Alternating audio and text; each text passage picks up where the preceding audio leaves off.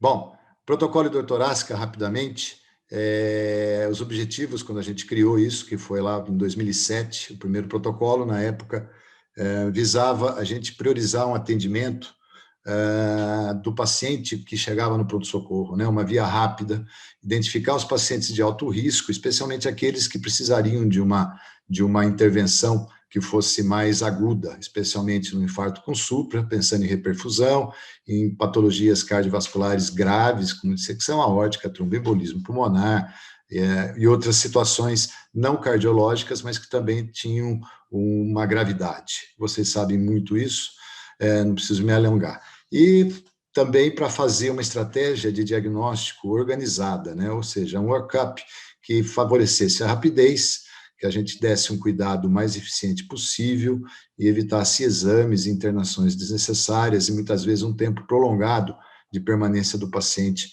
no pronto-socorro. E, além disso, propiciar um banco de dados onde a gente pudesse comparar, primeiro avaliar os nossos desfechos, né? Os nossos resultados do nosso tratamento. Depois, compará-los com dados de mercado, de fazer um market share e, finalmente, fazer correções que fossem necessárias. Inicialmente, a gente definiu, e esse protocolo ele foi finalizado, revisado em 2019, com o meu amigo Leon, que está aí hoje, é hemodinamicista de Ribeirão Preto. Nós fizemos ele a 4 mãos, onde a gente definiu como avaliação médica inicial, pelo plantonista, pelo colega, a caracterização da dor, usando a tabela CAS, que todos conhecem, estimassem a probabilidade daquele sintoma ser uma síndrome coronariana aguda, avaliar situações não isquêmicas também, concomitantemente, estratificar o risco individual do paciente naquele momento, já iniciar uma terapia médica inicial e finalizar o protocolo dentro de um prazo aí, máximo de 6 horas, dando um destino para esses pacientes.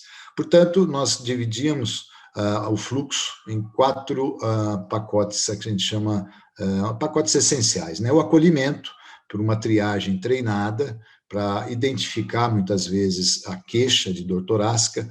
Posteriormente, nós colocamos uma campainha, que o paciente via ali dor torácica, apertava uma campainha. Mas, no início, a gente treinou a enfermagem para que fosse feito esse acolhimento o mais rápido possível e o paciente fosse colocado dentro da sala de protocolo e a gente iniciasse o pacote de 10 minutos, nós vamos mostrar no fluxograma, estratificasse o risco do paciente e estimasse a probabilidade daquele sintoma ser uma síndrome coronariana aguda. Os próximos 3 slides que vocês vão ver são do fluxo, ele não cabe no slide só, obviamente, mas eles estão em sequência, os 3 slides. E, primeiramente, vocês estão vendo a identificação da dor torácica, o atendimento pela equipe de triagem, tá? Que identificava esse paciente não só com dor torácica, mas com uma queixa de desconforto torácico, uma queixa que pudesse significar uma patologia isquêmica ou uma patologia cardiológica. Esse paciente já tinha, então, uma priorização do atendimento e passava, então, para o pacote de 10 minutos, onde ele era imediatamente encaminhado para uma sala de protocolos e aí já ia sendo providenciado praticamente simultaneamente um eletrocardiograma de 16 derivações. A gente sempre busca fazer as derivações precordiais à direita, mais V7 e V8. Era feita uma monitorização não invasiva do paciente, com pressão arterial, frequência cardíaca, o oxímetro de pulso e a frequência respiratória, isso tudo concomitante à realização do eletro. Instalava-se o catéter de oxigênio, se a saturação tivesse menor que 92%, 93%, tá? E já se providenciasse uma punção de uma veia periférica calibrosa, preferencialmente em membro superior esquerdo, para facilitar um eventual trabalho dos nossos colegas hemodinamicistas, né? Isso sendo feito, nós tínhamos, então, que num prazo máximo de 10 minutos, a interpretação do eletro a partir da chegada do paciente. Esse é um dado muito importante, não era um tempo porta-eletro de 10 minutos, é o tempo de porta-interpretação do eletro, né? Que o colega interpretasse esse eletro, e aí a gente estaria pensando realmente no infarto com supra, já tirar da nossa frente o infarto com supra. E a gente passava, então, para o slide seguinte, onde a gente ia para estratificar o risco individual do paciente e ver a probabilidade daquele sintoma ser uma síndrome coronariana aguda. Então, esse esse slide do meio é basicamente assim, um coração do fluxograma, tá? Onde a gente interpretava o eletro, tá certo? A gente já analisava se ele tinha um supra desnivelamento do segmento ST ou um BRE novo. Aqui nós temos nesse quadro à direita, e isso depois no protocolo escrito, estão todas as descrições do que a gente pode considerar esse paciente com um infarto com supra, que eu não vou me estender aqui, mas a gente passa isso para vocês depois, né? E se ele fosse aqui definido como o quadro clínico dele, mais o eletrocardiograma como um infarto com supra, ele já era imediatamente deslocado, ele saía do protocolo de dor torácica e já ia ser dado o destino adequado para ele para um protocolo de infarto com supra, que o Dr. Lourenço vai mostrar para a gente. Na maioria dos pacientes, então, esse eletro inicial vinha sem supra do segmento ST, e a partir daí a gente começava a estratificar o risco do paciente para ter uma abordagem diagnóstica mais específica. Então, a instabilidade hemodinâmica, que a gente caracterizava aqui como um ou mais dos sinais abaixo, ou seja, dor contínua, sinais de choque, dessaturação ou presença de sinais de congestão pulmonar, ele já era rotulado como um paciente com dor torácica com instabilidade hemodinâmica. Esse paciente, obviamente, ia ser internado na unidade intensiva, já com a avaliação do especialista.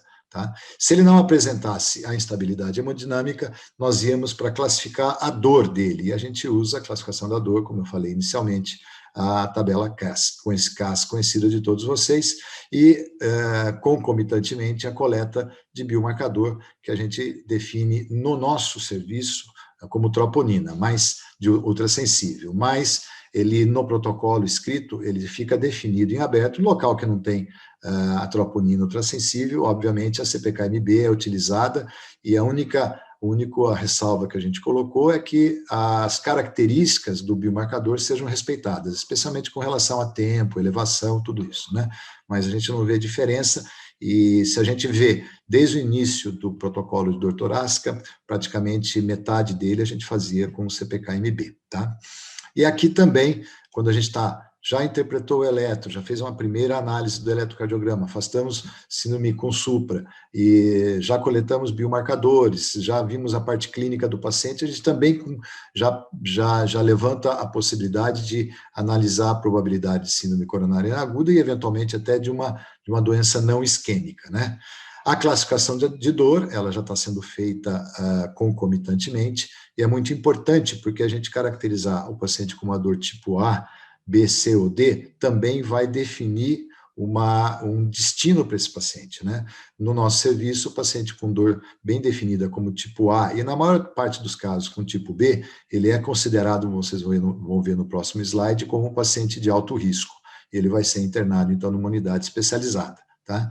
E aqui, então, se eventualmente nós temos paciente com dor tipo C, dor tipo D, a gente já vai procurar diagnóstico diferencial. Muitas vezes o raio-x de tórax, ele é presente aqui, quase que mandatório nesses pacientes, para a gente afastar outras patologias, um pneumotórax, que a gente precisa, um exame fácil, dá para ser feito no âmbito do pronto-socorro, e já começar uma terapia medicamentosa inicial, que a gente coloca assim, nesse quadradinho aqui, tudo isso para ser validado e discutido por nós, a analgesia, obviamente, preferencialmente com morfina, salvo contraindicações, a administração imediata de ácido acetil salicílico na forma mastigável, 200 miligramas, nitrato, preferencialmente EV, sempre tendo cuidado de afastar situações aí complicantes, como infarto do ventrículo direito, o uso de inibidores da fosfodiesterase, que às vezes a gente esquece de perguntar, mas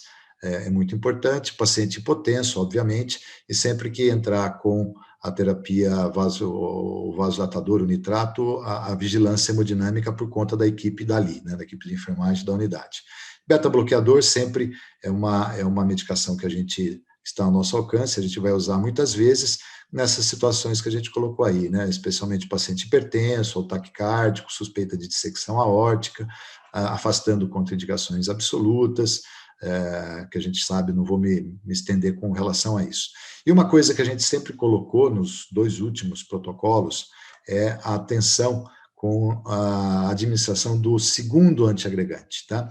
No começo do nosso protocolo, nós até comentei com um colega que eu conversei hoje, o Tiago, de São José do Rio Preto, que praticamente todos os pacientes que chegavam com dor torácica, eles acabavam recebendo tirofiban, na época, acho que era o tirofiban, assim, tinha um outro inibidor da glicoproteína, mas eles chegavam ali carregados de antiagregante, de anticoagulante, e muitas vezes a doença dele, o sintoma dele não era relacionado a uma síndrome miocárdica isquêmica, né? Dissecção aórtica é um grande problema, e o paciente tomando essa carga toda de anticoagulantes e antiagregantes, a gente sabe que muitas vezes isso pode ser dramático. Então, nesse momento, a gente pede para, quando o colega que está atendendo pensar em um segundo antiagregante, ser feito junto com um especialista. E muitas vezes, no nosso serviço, a gente tem 24 horas cardiologista e o pessoal da hemodinâmica também à disposição. Tá? E finalizando, então, o nosso fluxograma, a gente, com tudo isso que a gente fez até agora, nós vamos estimar a probabilidade, então, daquele paciente, daquele sintoma dele ser síndrome coronariana aguda, tá? Nós já excluímos o infarto com supra, nós estamos com o paciente na nossa mão, a gente pode ter calma para isso, tá? Então, nós vamos estimá-lo ele com uma probabilidade alta, quando a dor é tipo A, como já falei para vocês, a presença de 3 ou mais fatores de risco ou diabetes, tá? A presença já de um biomarcador positivo. No Veracruz, nós temos esse primeiro marcador, em média, aí ao redor de 40 minutos, 30 minutos, dependendo da condição do pronto-socorro naquele dia. Mas ele é muito rápido. Mas a gente sabe que em muitos lugares a gente tem uma dificuldade com relação a isso, que pode impactar, inclusive, no esquema de biomarcador que a gente usa, que a gente pode discutir mais tarde, porque nos últimos guidelines a gente tem mudado um pouquinho e fazer ele mais precoce. Mas a gente tem que saber qual que é o grau de resposta do nosso laboratório, né? Porque senão não adianta nada eu fazer um de 0 e um de 2 horas, sendo que quando você colhe de 2 horas não saiu ainda o primeiro que você colheu, tá? Esse paciente, com certeza, ele vai ser internado numa unidade de terapia intensiva, uma unidade cardiológica, vai seguir o protocolo da síndrome coronariana aguda sem supra. Tá? No pacientes com probabilidade julgada intermediária, onde a gente não tem nenhum desses fatores aqui do alta probabilidade, mas a dor nós consideramos uma dor tipo B e muitas das dores tipo C, a gente sabe o grau de subjetividade que existe tudo isso, um biomarcador negativo, alterações não absolutamente isquêmicas ao eletrocardiograma, mas não é um eletrocardiograma normal, e que tem menos de 3 fatores de risco. Tá? Nós propomos que muitas vezes esse paciente seja discutido com outro colega que está ali, pode ser à distância ou presencial, se houver essa necessidade, para decisão com relação à internação dele. Numa ala, ou na UTI cardiológica, ou em lugares que existam essa possibilidade na própria unidade de dor torácica, num serviço de emergência. Né? E, por fim, aquele paciente que a gente estima, julga-o como baixa probabilidade de síndrome coronariana aguda, quando ele não tem nenhuma dessas características, a dor é totalmente atípica, o biomarcador negativo e um eletrocardiograma, pelo menos um eletrocardiograma normal. Esse paciente é considerado um diagnóstico diferencial, se houver, ele tem alta hospitalar e no nosso serviço é encaminhado para o ambulatório, para uma reavaliação num prazo máximo de 3 dias, tá certo? Aqui do lado direito, os fatores de risco todos conhecidos. Esse é o fluxograma que a gente está usando até o momento que a gente escreveu junto com o Leon e que vem funcionando dentro da nossa unidade, né? Como hot points, isso eu ressalvo para vocês que são coisas que a gente fez desenhado aqui para a nossa instituição, né? Obviamente, ele pode ser e deve ser alterado dentro das características de outros hospitais. Mas importantíssimo caracterizar o tipo da dor ou do desconforto, né, que a gente usa a tabela CAS, e a gente sempre usa A e B como praticamente iguais. Né? O eletro com 16 derivações, inicialmente e após 3 horas, e pode ser a qualquer momento, a depender de sintomas, né? A gente, às vezes, insiste só naqueles pacientes extremamente atípicos, quadros que a gente tem uma certeza muito grande de não fazer um segundo eletrocardiograma, mas na maior parte, naquele meio, daquele grupo maior de pacientes ali que aparece para a gente com sintoma de dor torácica, a gente repete um segundo eletrocardiograma aí dentro de 3 a 4 horas no momento da alta. A troponina, no nosso caso, a gente preconiza já há alguns anos a ultrassensível na chegada, com tempo zero e após 3 horas, isso é o que a gente está fazendo no momento. CPK-MB, para nós, não é necessária para o protocolo. Isso eu pego muito no pé da moçada do pronto-socorro, que para a gente não ter exames redundantes, tá? Se a gente está usando troponina ultrassensível, não há necessidade, é um desperdício, e a gente tem que lembrar hoje que da mesma forma que nós, médicos, trabalhamos no pronto-socorro num esquema de alto fluxo de pacientes, com muita dificuldade, os laboratórios também, né? Então, quanto mais exame a gente pede, exames que não estão inseridos dentro do contexto de um paciente com dor torácica, nós vamos atrasar muitas vezes a saída de uma troponina, que é o que nos interessa. Então, usar exame de laboratorial dentro do contexto clínico, e isso se aplica a outros marcadores biológicos, né? Que se a gente for usar, é usar sempre pensando direcionado e não pedir uma série de exames para um paciente dentro de um protocolo de dor torácica. Estimar a probabilidade dos sintomas e sinais serem consequência da síndrome coronariana aguda, na tabela de Brown, todo mundo conhece. Em caso de diagnóstico de síndrome coronariana aguda, estimar o risco do paciente. O Rafael vai falar bem isso, né? E a gente preferencialmente prefere o Grace, tá certo? A gente usa dentro do serviço o Grace, a gente sabe de todas as limitações, de todos os scores, tá? Nós usamos preferencialmente o Grace. Pensar sempre em diagnóstico diferencial, especialmente quando aquele quadro inicial não fecha, né? E nunca esquecer de dissecção aórtica, TEP, a gente fala que dissecção aórtica, se a gente não lembrar, a gente não vai fazer diagnóstico, ou vai fazer só na necrópsia. Exames complementares, como eco, teste ergométrico, tomografia, CT de coronária, são exames que nós temos à disposição, mas nós temos muito cuidado de reservá-los para a situação de diagnóstico indefinido e, normalmente, o paciente vai estar internado, né? A gente vai internar esse paciente e fazer os internados, né? Não assim, de uma forma infrequente, a gente faz eco à beira-leito, tá? Mas sempre com aquela mentalidade que eu converso muito com os plantonistas.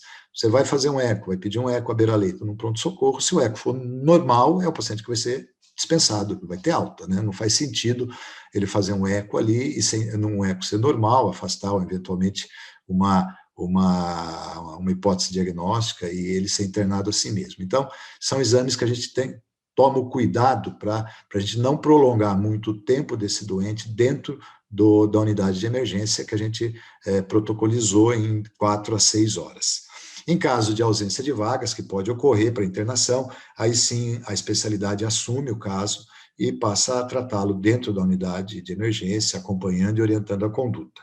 E o uso da dupla antiagregação, da trombólise, de anticoagulante, quando necessário, deve ser feito sempre em conjunto com a especialidade. Nós julgamos que quando o colega que está na porta, ele já percebe que eventualmente, ou ele tem um desejo de avançar no tratamento antiagregante ou eventualmente inibidores de glicoproteína, ele deve ser feito junto com a especialidade numa conversa que nós temos essa facilidade. Então, esse é o fluxo que a gente está fazendo atualmente. Eu quero que vocês façam aí as anotações para depois, no final, a gente discutir, escutar as sugestões, as críticas de vocês. E agora eu ia passar para a nossa enfermeira, a Larissa, tá certo? A enfermeira que é responsável por analisar, compilar e trazer para a gente todos esses desfechos e os indicadores que nós buscamos e que nós analisamos. É muito interessante os dados que ela vai mostrar e no final a gente discute tudo isso, tá? Larissa, com você. Boa noite, pessoal. Primeiro, eu queria agradecer o convite, doutor Silvio. É um prazer estar aqui com vocês essa noite, poder compartilhar um pouquinho do nosso trabalho. Vou me apresentar brevemente. Eu sou a Larissa, estou como analista de protocolos no Vera. Eu trabalho no Veracruz há 7 anos. Trabalhei 5 anos na área de desenvolvimento humano, na educação continuada, e há 2 anos estou no cargo de analista de protocolos. Deixa eu projetar aqui a minha apresentação.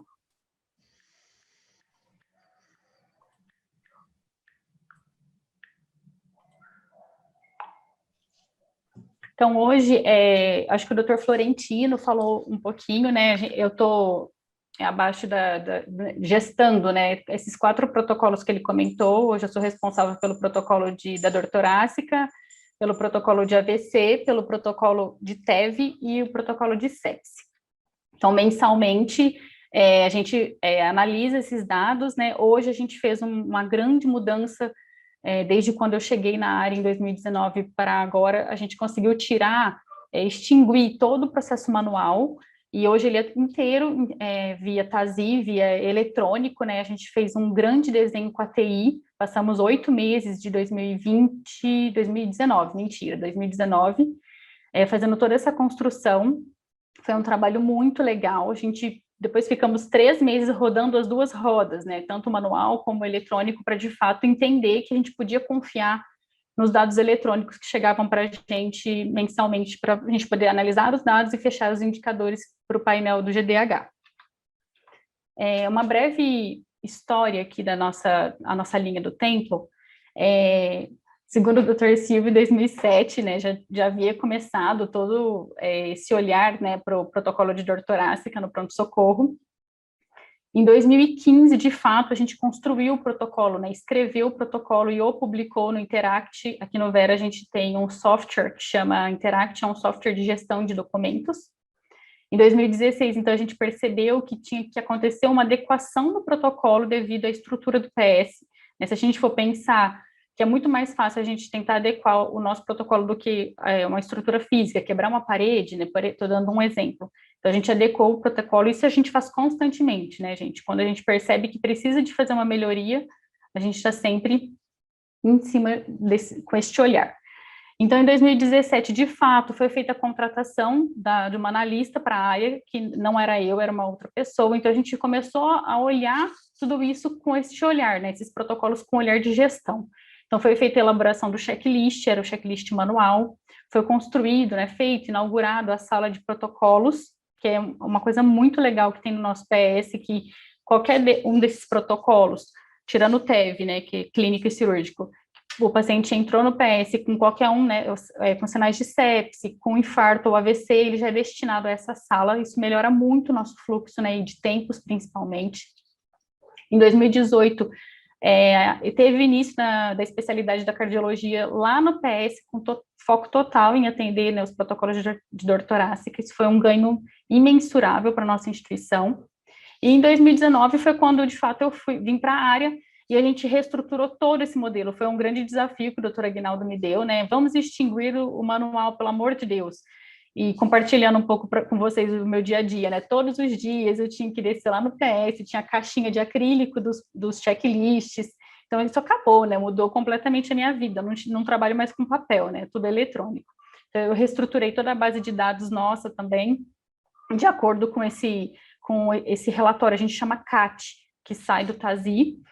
E começamos também a padronização do protocolo com a Hospital Care, junto com o Dr. Florentino, com a Elisa, e para que, de fato, a gente trouxesse essa linha, né, de atendimento. E, em 2020, a gente, de fato, implantou. Isso que eu contei para vocês, que a gente ficou 3 meses rodando a roda do papel, né, do manual, e fazendo a extração do CAT, foi de novembro de 2019 até fevereiro, de fato, de 2020, que a gente falou, não precisamos mais de papel.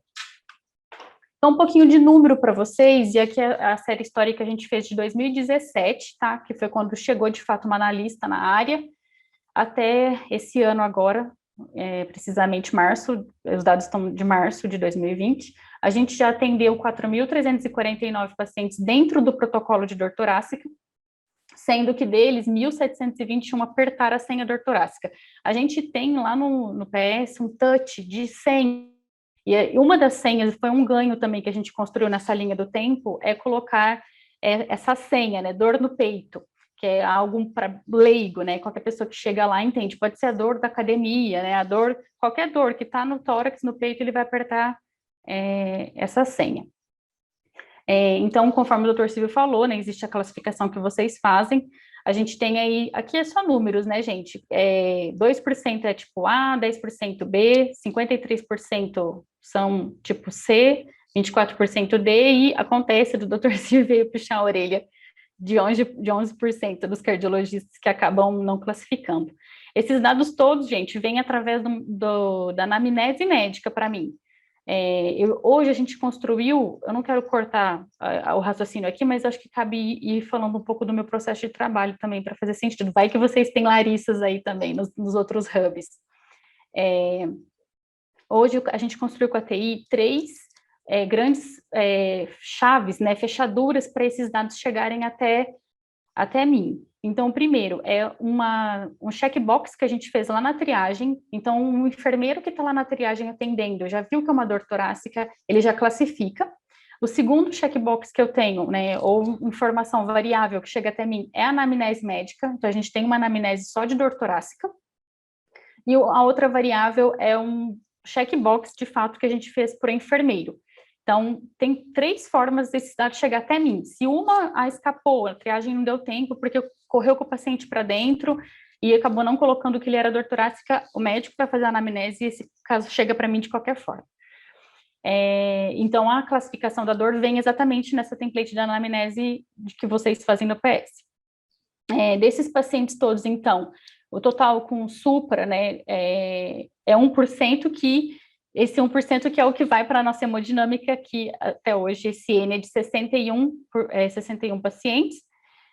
Lembrando que desses pacientes todos, apenas um, que aí fazendo a porcentagem da 4,5%, era um paciente que não tinha indicação para medidas invasivas, que não foi direto para a hemodinâmica. O resto, todos os outros 60 pacientes foram direto para a hemodinâmica.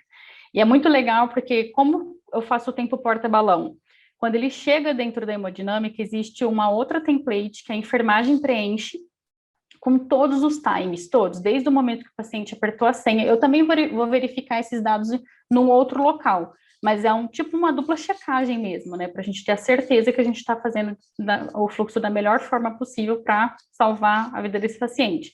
Então, tem 9 informações, desde o momento da chegada do paciente à hemodinâmica, desde o momento que o médico é acionado, que o médico chega na hemodinâmica, todo o processo até a abertura da artéria.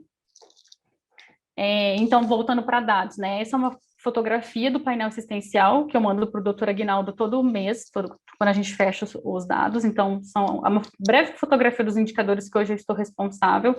E a gente tem esses 2 indicadores que eu vou apresentar para vocês agora, né? Que é a taxa de assertividade do tempo porta-interpretação de eletro, que tem que ser sempre menos que 10 minutos, e a taxa de assertividade do tempo porta-balão, sempre menor do que 90 minutos.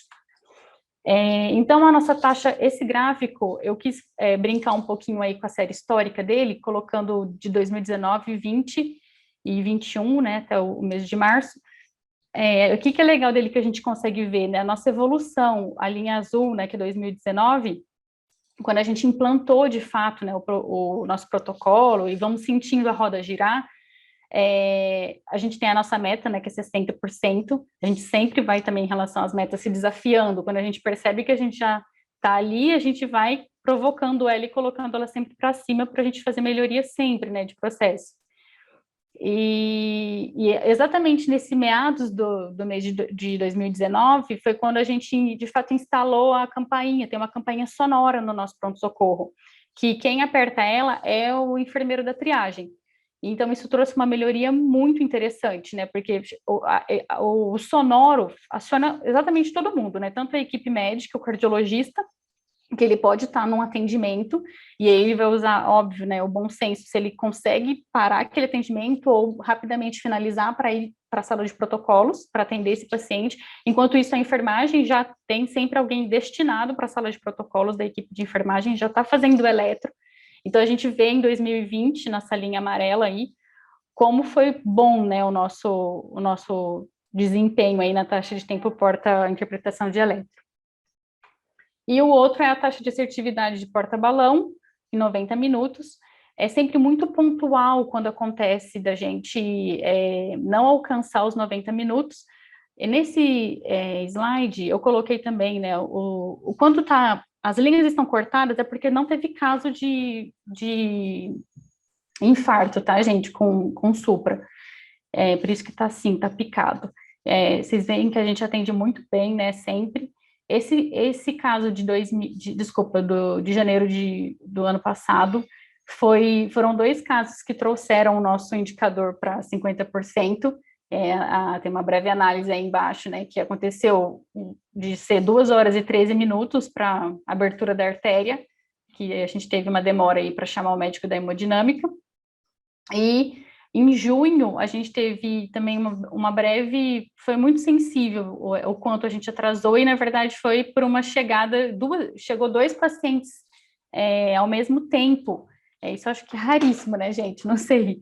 Ao mesmo tempo, com infarto, né, com suprado para hemodinâmica. Então, a nossa equipe de hemodinâmica é uma só. A gente tem uma estrutura para atender, né?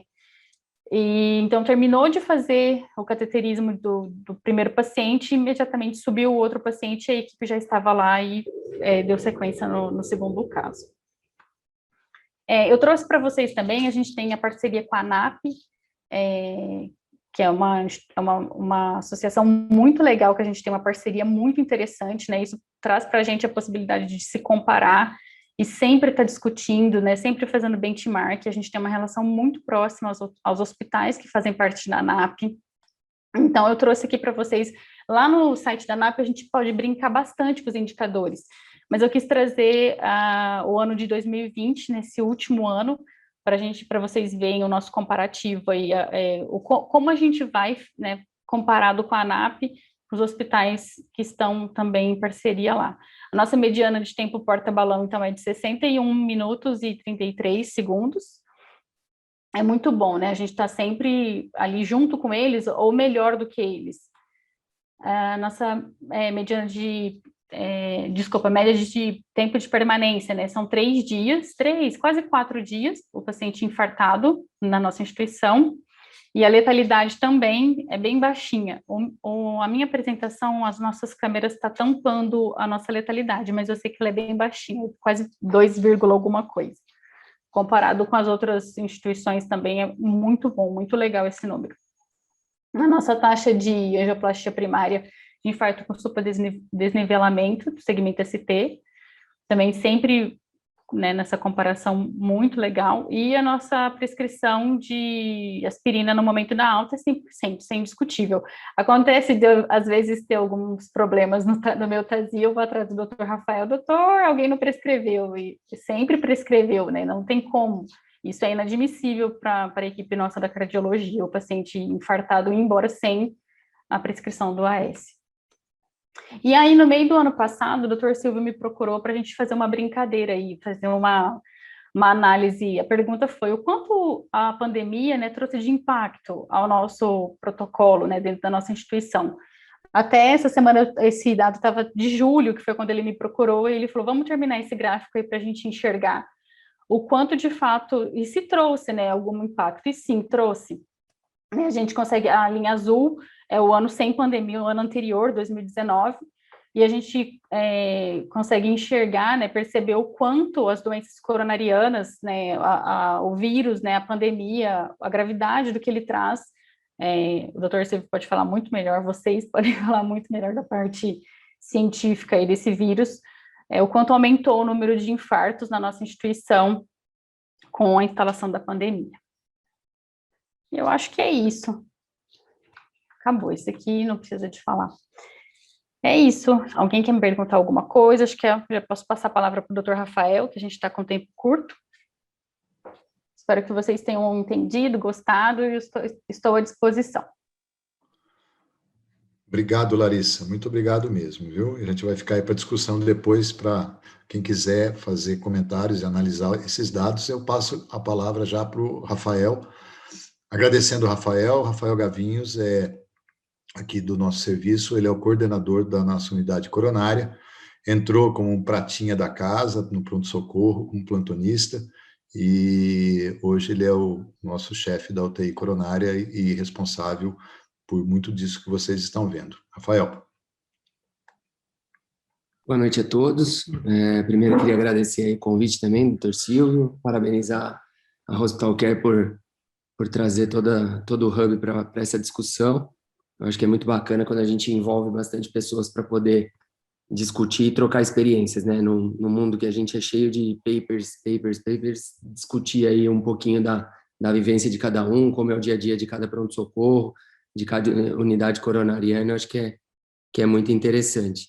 Ok, então, saindo um pouquinho do protocolo de dor torácica, já entrando no de síndrome coronariana sem supra. Então, aqueles pacientes com dor torácica tipo A, mais que 3 fatores, alteração eletrocardiográficas isquêmicas, troponina positiva, ou dor tipo B, C, com probabilidade intermediária, acabam vindo para a nossa unidade, que hoje, inclusive, está no mesmo pavimento ali do pronto-socorro. Nós estamos a 15, 20 metros ali da sala do pronto-socorrista, do cardiologista ali na porta, né?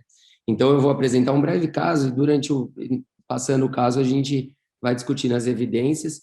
É um protocolo que nós estamos atualizando, né? O ano passado, em 2020, o Colégio Europeu fez a diretriz europeia de síndrome coronariana sem supra, e o brasileiro está fresquinho agora, 2021, em fevereiro, março, foi publicado o protocolo de síndrome coronariana sem supra de ST. Então, é um protocolo que a gente está atualizando no momento.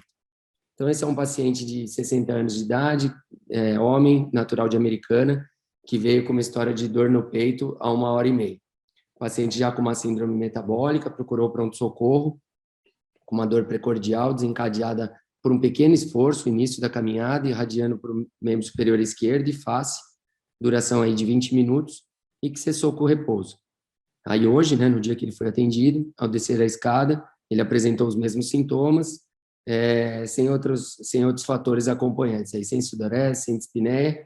Chegou no nosso pronto-socorro referindo esse desconforto aí como uma nota 4 em 10, sendo admitido já pelo protocolo de dor torácica, como a Larissa falou. Esse paciente apertou o dor no peito, ele é diretamente levado para a sala laranja e o nosso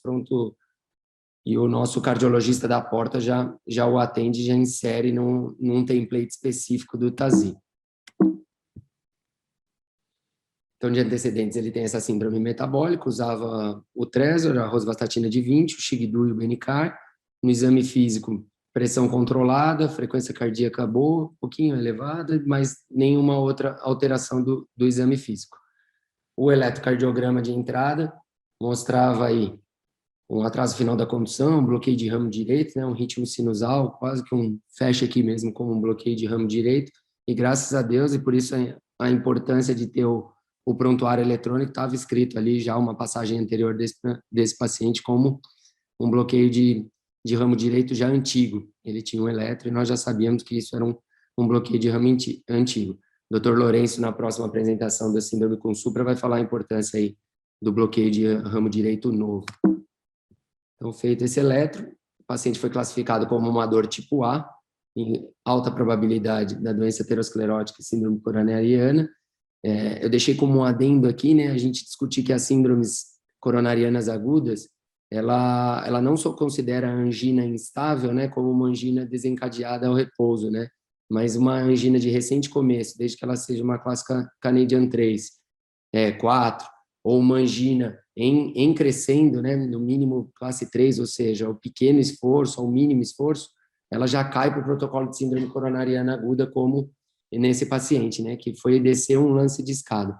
Então, a partir do momento que ele entra para o nosso protocolo de síndrome sem supra, já é solicitada a troponina, é feito o ataque de aspirina, ele não fazia uso de 300 miligramas, o pronto-socorrista optou por um Isordil sublingual com uma melhora parcial aí da dor, tendo disponível Tridil na porta também é uma opção, e fez o contato imediato com nós, conosco, com a nossa equipe, e esse é o típico caso que a gente nem espera sair troponina ou deixar o paciente ali na sala laranja. A gente já leva direto para a nossa unidade coronariana, sem mesmo ter os resultados, porque é um paciente que realmente vai ficar.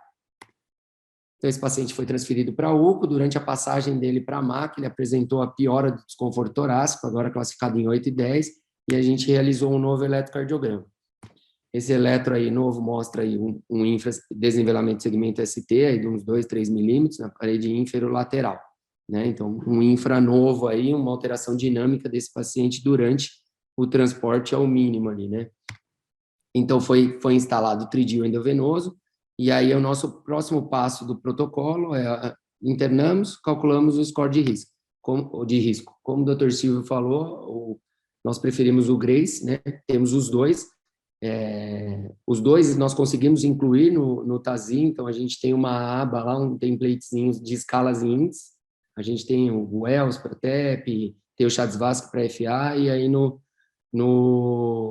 na síndrome coronariana aguda a gente consegue o Grace, o time risco e o Resbled. Então, a gente classificou o paciente aí, a troponina já saiu, 0,36, o normal nosso é 0,16 picogramas por ml, então ele fez ponto no marcador, ponto na alteração eletrocardiográfica, apresentando um Grace score de 143, que segundo as diretrizes é um paciente aí de alto risco. O Grace aí nos guia para duas coisas, né? Tanto para o prognóstico desse paciente, mas também para avaliação invasiva, o melhor momento da avaliação invasiva, que eu vou falar um pouquinho mais à frente. Mas, em sendo em alto risco, a gente já deveria pensar em estudá-lo em até 24 horas. O time aí de intermediário risco, e por isso que nenhum score de risco é o melhor score, né? A gente tem que sempre pegar a experiência clínica, discutir, como a gente falou um pouquinho mais à frente.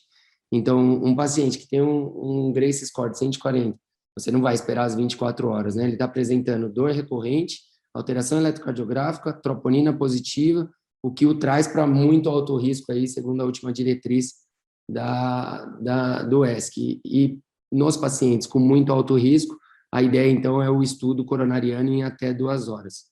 Como a gente tem uma hemodinâmica aí 24 horas por dia, uma equipe que está extremamente disponível e rápido o acesso, a gente já entrou em contato e pediu para eles virem. Aí entra uma segunda discussão, que era atacar a antiagregação nesse momento ou atacar em sala, né? A gente está na transição do protocolo, vou falar um pouquinho mais à frente. Antigamente nós atacávamos todo mundo aí já com ticagrelor. Hoje, se o CAT é feito bem rapidamente, ou seja, se você tem isso disponível como no nosso serviço, você pode preferencialmente atacar na sala de hemodinâmica após conhecer a anatomia. Então, foi feito o cateterismo desse paciente, a coronária esquerda não tinha nada e a coronária direita subocluída, terço médio distal. Então, um paciente totalmente eletivo para um tratamento percutâneo, no qual foi atacado com prasugrel 60 miligramas e, posteriormente,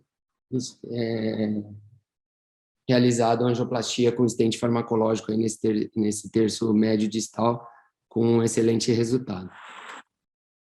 Evoluiu super bem, estável hemodinamicamente, pico da troponina baixo, 1,4. No segundo PIN, como de protocolo já nosso aí da síndrome coronariana, fazemos o ecocardiograma, mostrou uma função ventricular esquerda normal, 58. Então, em pacientes que fazem angioplastia num tempo bem precoce, não tem artérias derradeiras, aí não tem outras lesões residuais, e a função do ventrículo esquerdo é normal, a nosso protocolo no terceiro PIN, esse paciente vai embora de alta, como a Larissa mostrou lá, a nossa média de tempo de internação, tanto com supra como sem supra, nos pacientes com função do ventrículo esquerdo normal, sem lesão residual, para ser tratada, a média nossa é em 3 a 3,5 dias. Então, o terceiro dia, ele foi embora com dupla antiagregação, aí já é feito também um switch, né? A nossa equipe opta por fazer uma transição por conta de custo e por ter um excelente histórico e não ter reestenose de stent, talvez pelo belíssimo trabalho da equipe de hemodinâmica aí com pré-dilatação, com pós-dilatação. Então, a gente já faz essa transição até por questão de custo do paciente, que vai usar a estatina, vai usar remédios para diabetes. A gente, então, transiciona ou ticagrelor ou prasugrel para o clopidogrel e damos alta num retorno ambulatorial para eles em 7 a 10 dias, que é uma coisa bem bacana da nossa equipe também. A gente tem um ambulatório de pós-alta, feito por nós mesmos ali da unidade coronariana. Nós temos 3 médicos que fazemos atualmente lá esses pós-alta, e a equipe de hemodinâmica também, que fica com um ambulatório de hemodinâmica para também discussão até de antiagregação, de tempo de antiagregação, que eu vou falar um pouquinho mais à frente. Então, o paciente foi embora no terceiro PIN, super bem, com a dupla antiagregação e um retorno em uma semana com a gente. Então, só um breve resumo da síndrome coronariana e atualizando só o nosso protocolo, né? Por que falar dela? É responsável por quase 1,5 milhão de admissões nos hospitais americanos aí em 2010. Desse 1,5 milhão, 700 mil com IAM sem supra. Isso se tornou um número maior realmente, porque a partir do momento que nós começamos a dosar a troponina ultrassensível, houve uma diminuição no diagnóstico de angina instável e um aumento no diagnóstico de IAM sem supra. Então, aquele paciente que tinha aquela dor, mas que não caracterizava como infarto, porque a tropo não pegava, hoje a gente consegue pegar níveis baixíssimos de troponina pela ultrassensível e levar ele para um infarto sem supra. Mas isso é relevante? Sim. Como a gente pode ver nesse gráfico aqui, tanto precoce nos 30 dias como nos 6 meses, a mortalidade do infarto sem supra é maior do que a mortalidade da angina instável. Então, a troponina ultrassensível deve ser realmente solicitada, e como o Dr. Silvio falou, no nosso serviço é de 0 em 3 horas, mas a gente está atualizando também o protocolo, talvez para trazer aí para 0 e 2 horas, para tentar já identificar esse paciente logo como um infarto sem supra e já trazer ele para a unidade coronária e, de repente, estratificar ele até o mais rápido possível. É claro que cada hospital tem que adequar a troponina e o kit da troponina, né, não adianta só ser a ultrassensível, mas saber qual é o kit e qual a unidade de referência e a variabilidade dela entre essas 0 e 2 horas, tanto uma variável quantitativa como qualitativa, né? Passado o paciente, a gente pensa no score de risco, de prognóstico e na decisão terapêutica. Então, o time score era usado mais atrás, para definir em baixo, intermediário ou alto, e quanto maior o risco, lógico, pior o desfecho, né, de revascularização, infarto ou outros desfechos. E aí a gente admitiu como sendo o nosso do protocolo institucional como o score de Grace, que é um pouquinho mais fácil, já tem a calculadora aqui, a gente conseguiu botar dentro do TASI, mas através de algumas variáveis, como creatinina e idade, ele já vai nos dar se é um paciente de baixo, de intermediário ou de alto risco. Isso vai definir para mim o prognóstico dentro do hospital, prognóstico em 6 meses e a definição da estratégia invasiva. Então, o protocolo europeu classifica o Grace como 2A, usar o Grace, não fala muito sobre o time. A diretriz brasileira, da Sociedade Brasileira, ela tem trazido o hard score, é um score bacana também, tem uma alta sensibilidade, identifica o paciente com baixo risco, mas ainda carece um pouco mais aí de força, né? E percebam que de 2015 para 2020 houve um declínio, né, em você calcular o score aí, né? Era classe 1, foi para classe 2A, provavelmente por essas coisas que a gente vem falando, né? Essas grandes variáveis, assim, que às vezes o paciente é muito novo, tem uma creatinina excelente, os níveis que ele chegou, pressão normal, frequência tão boa, mas o eletro é aquele eletro duvidoso que a gente fala, putz, tá com o feeling de que isso é um alto risco e lá classifica como baixo. Então, a experiência clínica supera qualquer score de risco. Em relação ao tratamento e a antiagregação e anticoagulação, que eu acho que é o grande pilar do tratamento da síndrome coronariana pela instabilidade da placa e a formação de trombina. De anticoagulação, a gente mantém a enoxaparina mesmo, 1 miligrama por quilo de 12 em 12 horas. A heparina não fracionada só vai entrar realmente em pacientes com clearance extremamente baixo, pela dificuldade, né, em se ficar coletando TTPA.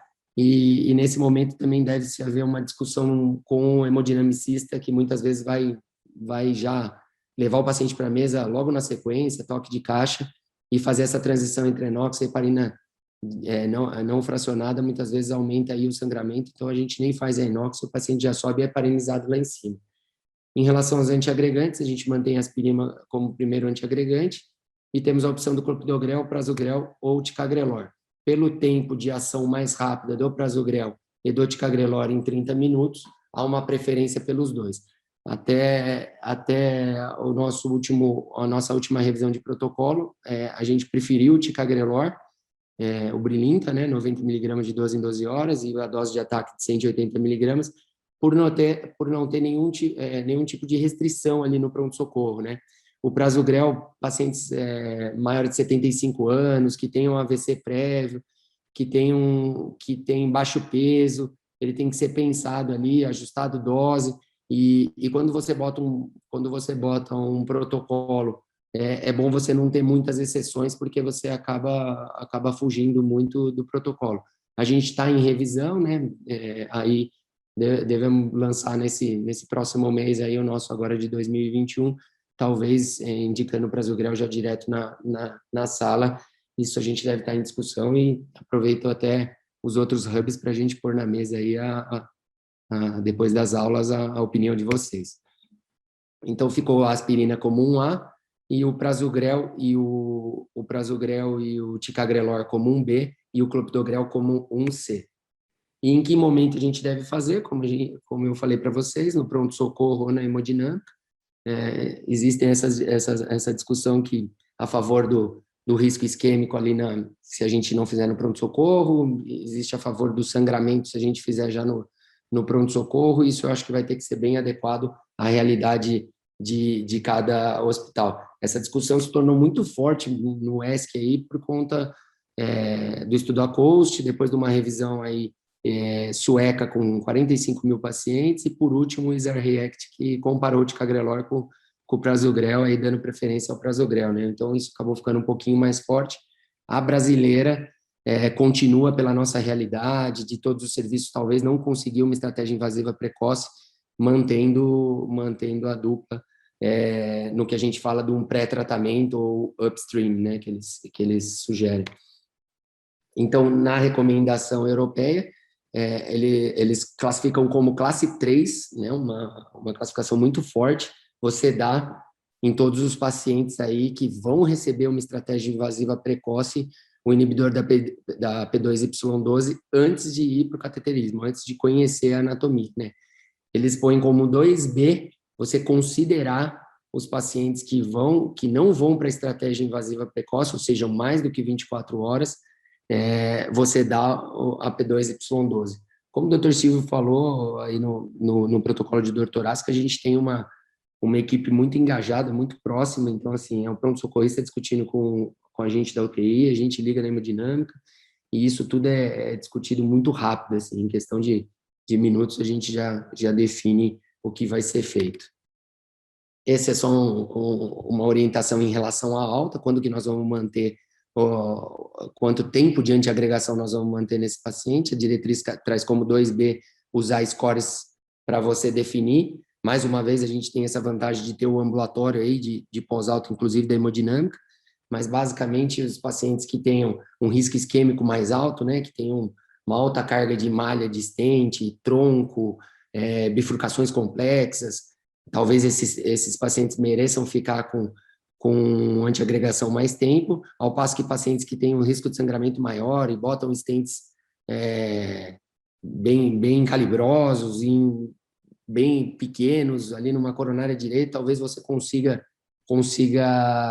tirar o antiagregante um pouquinho mais rápido, mas a princípio a gente tende a deixar esse paciente realmente por 1 ano aí, até pelo evento.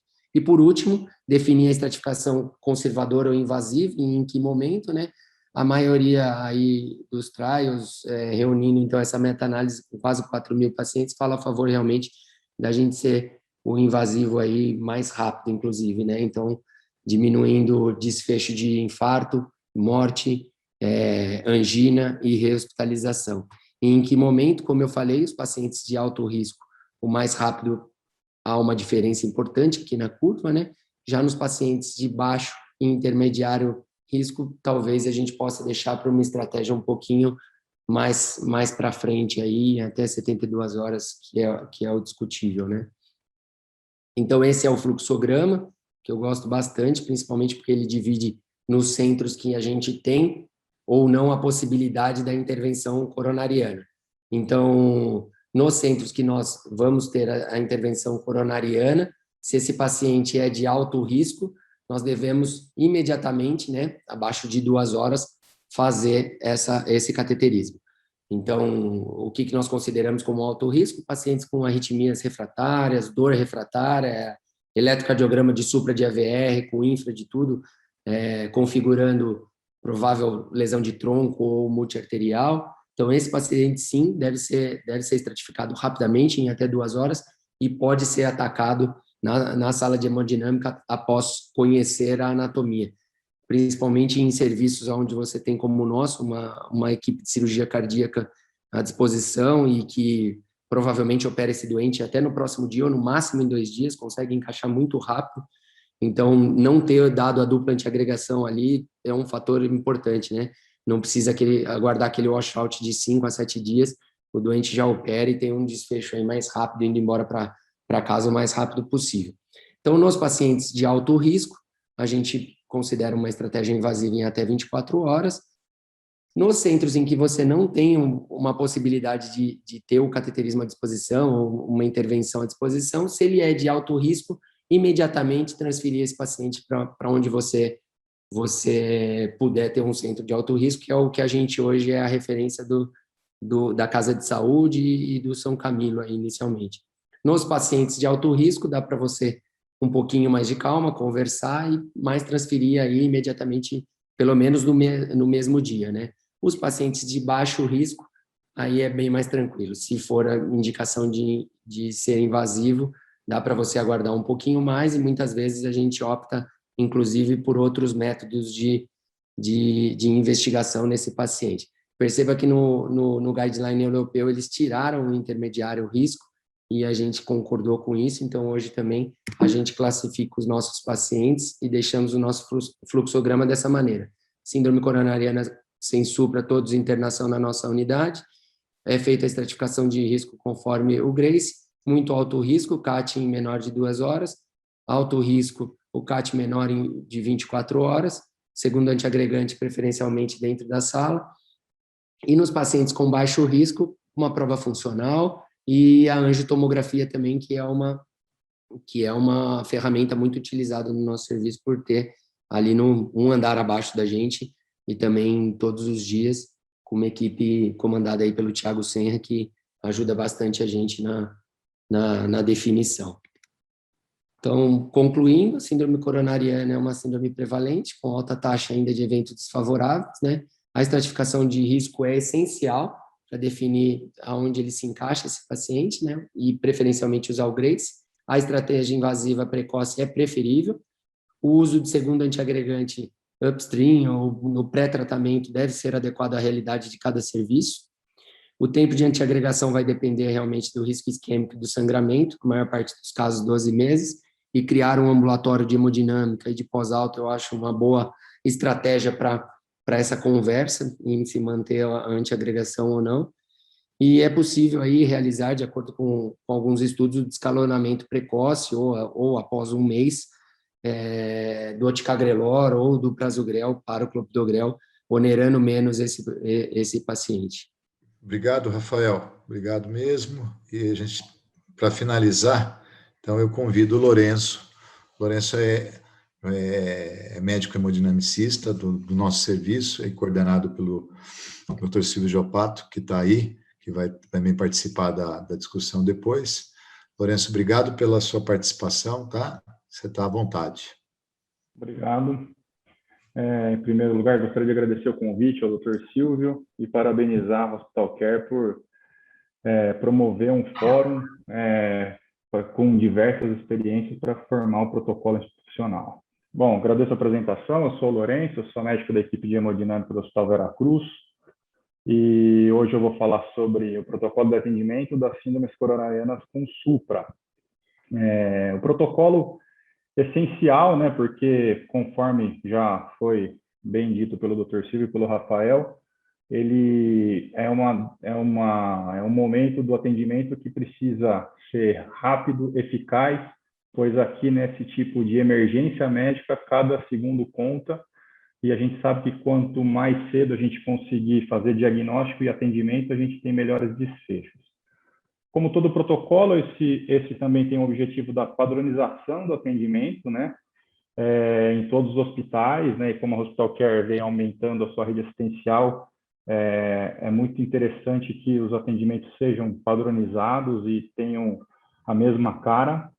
E todo o protocolo padronizado serve para uma rápida identificação dos pacientes que apresentam o supranisvelamento de ST no eletrocardiograma ou os equivalentes eletrocardiográficos, né? Mais tradicionalmente o bloqueio de ramo esquerdo e, como o Dr. Rafael disse, o bloqueio de ramo direito, os dois ambos, quando novo ou presumivelmente novos, eles são considerados como síndromes com supra. O bloqueio de ramo direito, para quem faz hemodinâmica, é catastrófico, geralmente implica numa oclusão de uma DA proximal até do tronco. Então, a decisão tem que ser, o diagnóstico tem que ser muito rápido e a decisão de encaminhá-lo para a hemodinâmica também tem que ser tão rápido quanto. E fazendo tudo isso, a gente consegue promover um atendimento mais rápido, reduzindo assim morbimortalidade, complicações e até o tempo de internação dos pacientes, conforme foi descrito aí, né? Nossa média é bem baixa de internação. A maioria dos pacientes com supra que não tem nenhum tipo de complicação conseguem ir para casa no terceiro dia. E como todos sabem, né, tempo é músculo. Então, quanto mais cedo a gente conseguir atender o paciente e fazer uma estratégia de reperfusão adequada, a gente consegue melhores desfechos. E a gente que vive no laboratório de hemodinâmica sabe muito bem que quanto mais cedo o paciente percebe que está com dor no peito, procura ajuda, mais fácil é a gente conseguir ajudá-lo. Voltando ao fluxograma de dor torácica que o Dr. Silvio mostrou, a gente vai se ater a essa região aqui do protocolo, em que o paciente tem o supradesvelamento de ST, o diagnóstico está feito, a estratificação de risco é gravíssimo e a gente precisa tomar uma medida imediata. E sempre que a gente se deparar em qualquer lugar que a gente estiver trabalhando, é sempre necessário a gente pensar em estratégia de reperfusão para esse paciente. Sempre. A mais rápida possível e a melhor possível. Como essa doença já está muito bem estabelecida, os protocolos também, eles são todos mais antigos. O último que a gente tem, o mais recente, é o da ESC, que é de 2017, e é o que foi utilizado como pilar do nosso protocolo. Inicialmente, eu vou me ater à nossa experiência, que é a do Veracruz, que é um hospital que tem um centro de hemodinâmica atuante, para a gente poder destrinchar esse nosso protocolo. O atendimento inicial é feito com aquele pacote dos 10 minutos que o Dr. Silvio bem falou. O paciente tem um atendimento prioritário, ele chega no pronto-socorro, tem já todo um atendimento diferenciado, ele já tem um botão específico para protocolo de dor torácica para que ele possa ser feito o acolhimento da forma mais rápida possível e que ele seja submetido a um eletrocardiograma com 12 derivações tradicionais e 4 derivações adicionais para que a gente possa fazer o diagnóstico e que esse eletrocardiograma chegue às mãos do cardiologista do pronto-socorro para que a gente consiga até em 10 minutos ter esse diagnóstico. Tendo esse diagnóstico de infarto com supra, é feito imediatamente o contato com a equipe médica da hemodinâmica, com a gente que está de plantão, e aí começa a contar o nosso tempo de resposta, que idealmente a gente preconizou como 60 minutos. Então, no momento em que eu sou acionado até o momento em que eu vou ter que fazer a primeira estratégia de reperfusão do paciente na angioplasia primária, que é a passagem do fio-guia, eu tenho que preencher em até 60 minutos. Ao mesmo tempo em que falam com a gente, o pessoal do pronto-socorro já entra em contato com o setor de hemodinâmica, o pessoal da enfermagem, que é bastante ativo, já faz a punção do acesso venoso em membro superior esquerdo, conforme o Dr. Silvio falou também, a gente aqui no serviço do Veracruz, o acesso é prioritariamente por via radial, ou distal, ou por via radial tradicional, já são coletados alguns exames, e já é feita a tricotomia lá no pronto-socorro para poupar tempo. Com a confirmação do síndrome aguda, a gente não pode esquecer de realizar o tratamento clínico medicamentoso do paciente, então a analgesia se necessário. Eu não vou me ater a esses detalhes pelo tempo curto. O ansiolítico também se necessário, caso o paciente apresente alguma agitação perigosa ou que possa atrapalhar o procedimento. A nossa equipe de anestesia do hospital é extremamente presente, também altamente solícita. Eles ajudam a gente quando necessário. Promover o controle pressórico com drogas endovenosas para a gente conseguir chegar com o paciente com uma condição mais adequada. E na ocasião do infarto com supra já é feita a dupla antiagregação no pronto-socorro com AS 300 miligramas e ticagrelor 180 miligramas. Eu acho que essa talvez seja a grande mudança dos protocolos aí, por causa dos resultados aí do SAR-React em comparação do prasugrel com ticagrelor, pelo benefício.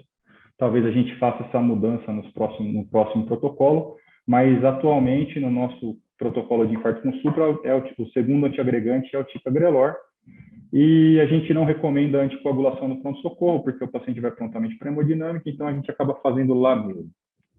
O setor de hemodinâmica, no Veracruz a gente tem uma equipe de enfermagem altamente especializada, com uma expertise excelente para a gente conseguir promover o mais rápido atendimento ao paciente. Então, assim que eles são acionados, já começam a promover a organização da sala de exame. Isso ocorre em qualquer período, porque a gente tem funcionário de manhã e à noite, todos os dias da semana. Ocorre já a comunicação com o setor de emergência para que o paciente seja trazido o mais rapidamente possível, mesmo que a gente não tenha chegado ainda, o médico do PS acompanha o paciente e fica lá para que a gente não perca tempo.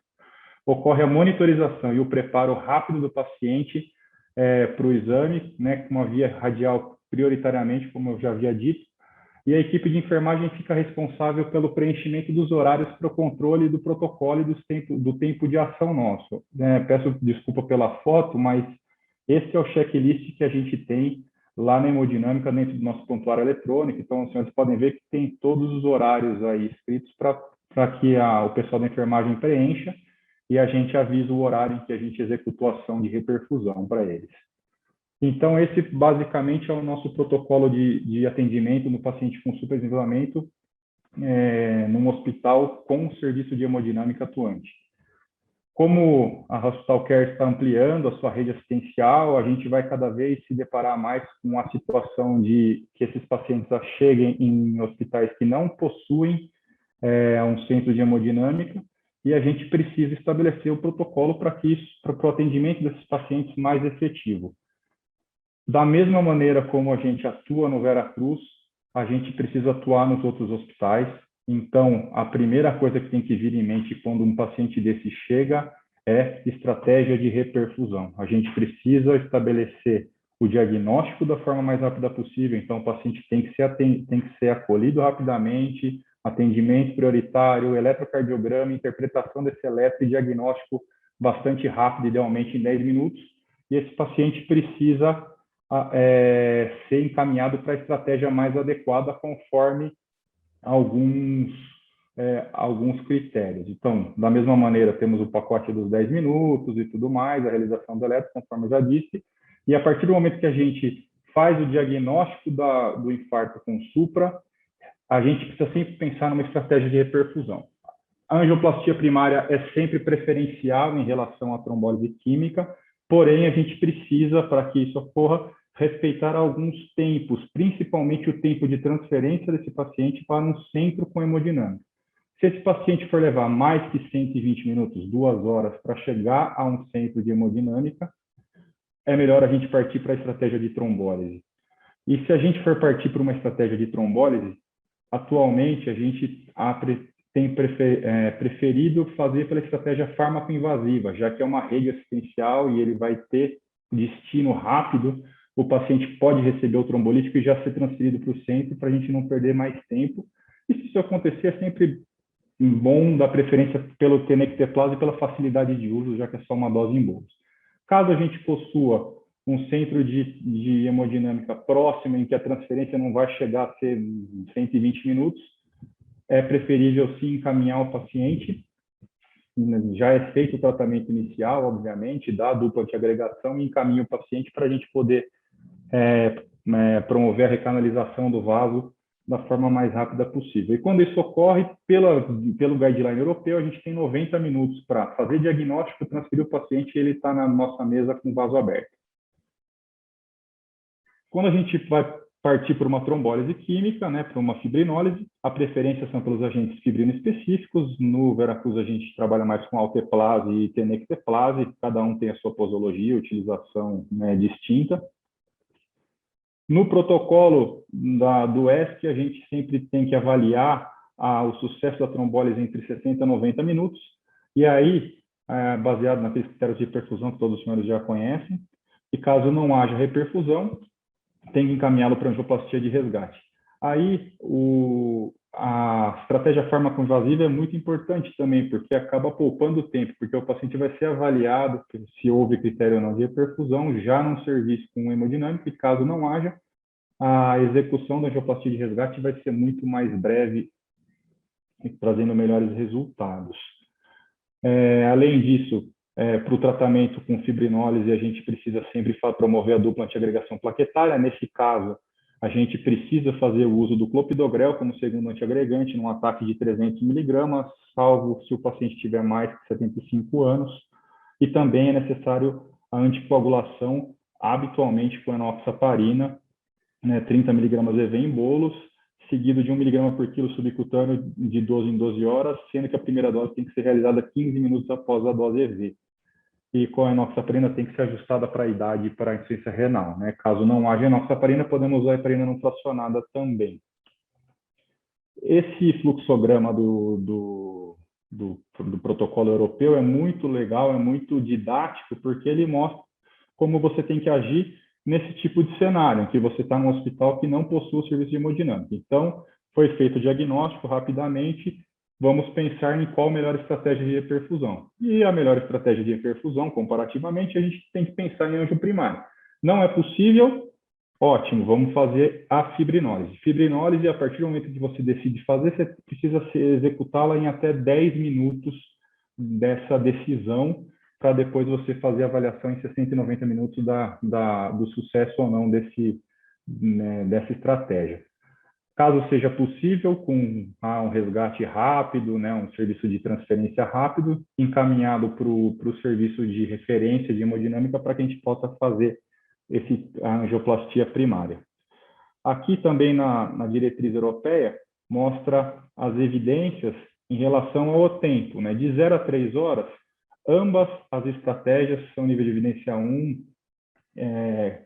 classe 1 com nível de evidência A, porém, a fibrinólise tem que ficar mais restrita a casos em que você não vai conseguir encaminhar o paciente para uma angioplastia primária. Isso acontece também para 3 a 12 horas.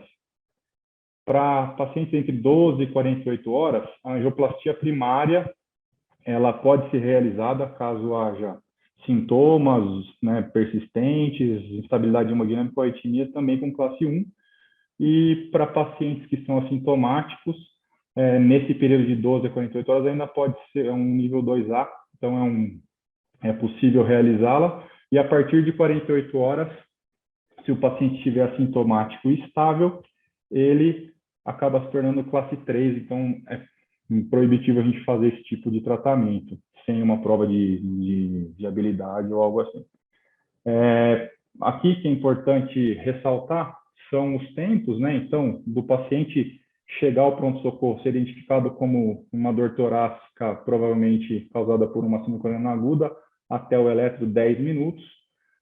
O tempo de sua decisão para você preferir fazer uma anjo primária ou uma trombólise num centro que não tenha hemodinâmica tem que ser de 120 minutos, o tempo de transferência. Se você está no centro de hemodinâmica e foi feito o diagnóstico de infarto com supra, o tempo esperado para que a gente tome alguma atitude de reperfusão seja de 60 minutos, o wire crossing que eles falam.